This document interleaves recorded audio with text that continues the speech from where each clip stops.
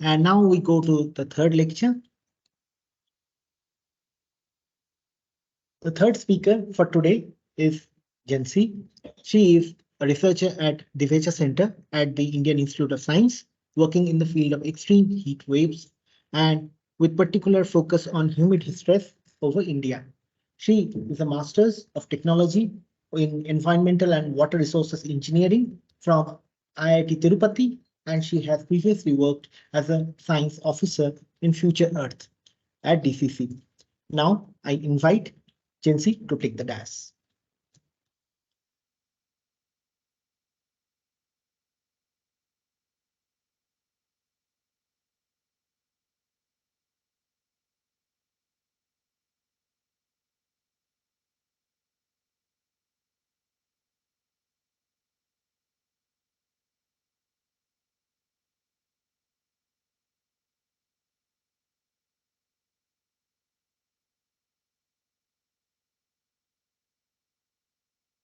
Good afternoon, everyone.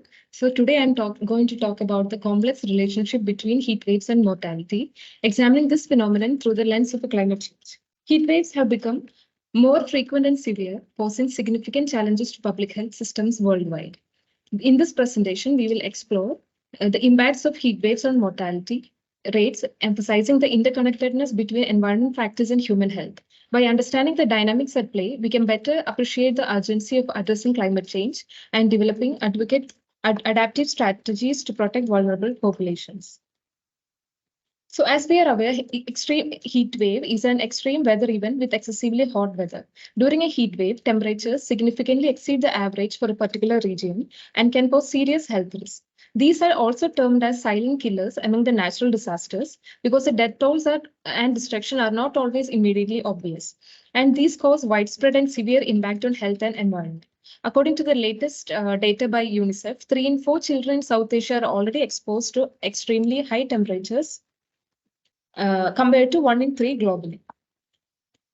So some of the most severe historical heat episodes in the southern Asian region, which led to thousands of human and livestock casualties, occurred in 1998 over the eastern India, and in 2003 in Andhra Pradesh, and in 2015 in the parts of South Asia, and most recently in 2022 hitting large parts of India and Pakistan. The table provides the snapshot of various natural disasters and their occurrence worldwide in 2020-22. The frequency column indicates the number of events for each disaster type. Within the table, the row for extreme temperature is what I wanted to focus on. It showcases the frequency and loss and the frequency, that's the occurrence of the event, and the deaths and population affected by the heat waves. It has a maximum percentage of deaths out of all natural disasters in 2022, implying that it's the deadliest. That's around 53%. Though direct economic losses are not present, these extreme heat events often linked to the climate change can have substantial economic impacts indirectly. Now let's understand the dynamics of heat loss in human body. Figure on the left shows the various process through which our bodies regulate temperature. These are convection, evaporation, radiation, and conduction. All these processes share a common driving force, that's a temperature gradient. So heat naturally flows from areas of high temperature to low temperature. Our body's ability to harness these mechanisms ensures a delicate balance, preventing us from overheating in such challenging conditions. But when the air temperature is more than 35 degrees Celsius, which is same as our skin temperature, the primary mode of heat loss is restricted to the sweat evaporation. It's a remarkable adaptation in extremely hot conditions when our bodies rely on the cooling effect of sweat to maintain the body equilibrium. However, in the presence of humidity, that is moisture levels, the ambient moisture levels when they are high, this effective cooling process through sweat evaporation is suppressed. So this is because humidity restricts the evaporation of sweat and thus preventing our bodies to efficiently shed the heat. This compromised cooling mechanisms can lead to a dangerous rise in the core body temperature. The consequence is that increased sweating in an attempt to cool down, resulting in the excessive moisture loss, dehydration, and in severe cases, the potential for heat stroke. Thus, in humid conditions, the human body feels warmer due to this disrupted cooling process. It's a reminder that our perception of heat goes beyond just air temperature. So as we explore how human body heat loss works, let's acknowledge the impact of humidity. It's a big deal because it can really change how hot or warm things feel and make it harder for bodies to cool. So next, I would like to shed light on an important tool called the heat index. This was provided by the National Weather Service in the United States. This index plays a crucial role in helping us understand the potential dangers associated with high temperatures and humidity.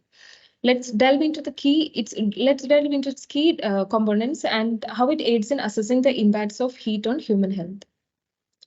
So heat index, also known as apparent temperature, is what the temperature feels like to the human body when relative humidity is combined with the air temperature. So it's also referred as the feels like temperature. So on the right, we can see the heat index classification chart provided by the NWS. So it gives it divides the heat index into different risk levels. This is very important because it will help us to assess the potential health risk associated with specific weather conditions. So HI exceeding 41 degrees Celsius is in the danger category, and with heat index, that is the HI, more than 52 degrees Celsius falls in the extreme danger category where heat stroke is highly likely. This map shows the total number of hours where HI exceeded 41 degrees Celsius. That's it falls in the danger category in 2020-22.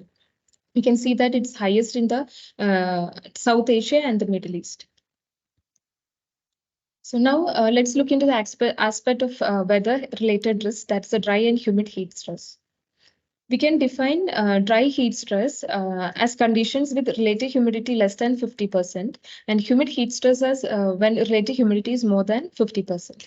Understanding the differences between dry and humid heat is essential as these conditions significantly impact how our bodies will respond to the high temperatures. This is because in dry heat, common in arid climates, rapid dehydration is a concern due to increased sweat evaporation. But it can be tackled by drinking plenty of water and moving into shades and restricting direct sun exposure. Whereas humid heat, characterized by high moisture in the air, restricts sweat evaporation, as we saw in the earlier slide, and thus it increases the risk of heat-related diseases. So in some regions, humid heat conditions are more prevalent because even in moderate temperatures, because of increased moisture levels in the air due to the presence of water bodies or due to irrigation.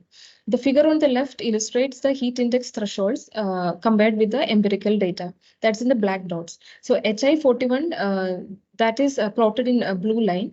So the conditions where it exceeds HI 41, that's above the line, is dangerous, and the conditions where it exceeds HI 52, that's the points when it lies above the red line, it is very fatal. And this empirical data was measured as part of the Pennsylvania State University's Heat Environmental Age Thresholds (PSU Heat Project) in 2020-22, and this was done on young and healthy subjects moving at low metabolic rates to replicate the baseline activities associated with everyday life. And its studies have also shown that psychological stress is notably more pronounced in hot and humid conditions. So knowing the difference between the dry and heat stress is essential. Essential because it will help us it will get us to know how it will affect our health. So now let's shift our focus into the alarming trend in heat stress hours in India. So the data of extreme dry heat and dry and humid heat stress hours per grid over the period 1943 to 2020-22 shows the increase, and that's in the left. We can see the dry heat stress hours per grid, and in April we can see there is a the trend has increased by a factor of 16.5 compared to the 1943, and the humid heat stress on the right have increased during April, May, June, and July by a factor of 6. So dry heat stress have only increased in April, but we can see that humid heat stress have increased throughout April till July. And This stark increase in humid heat stress is a cause for concern because dry heat stress can effectively be tackled by heat action plans, and those will not work in case of addressing humid heat stress. Moving to controlled air conditions is the only solution available currently to avoid humid heat stress. On top of this, factors such as air pollution, the urban heat island effect, and wildfires further compound health impacts, particularly among the most vulnerable population. As we deal with these increasing trends, it's really important to put effective plans in place to protect the health and well-being of the public. Now, as we wrap up our discussion and heat stress and heat stress trends and mortality, I want to show a video that serves as a powerful reminder of the significance of our efforts in mitigating and adapting to the changing landscape of heat stress.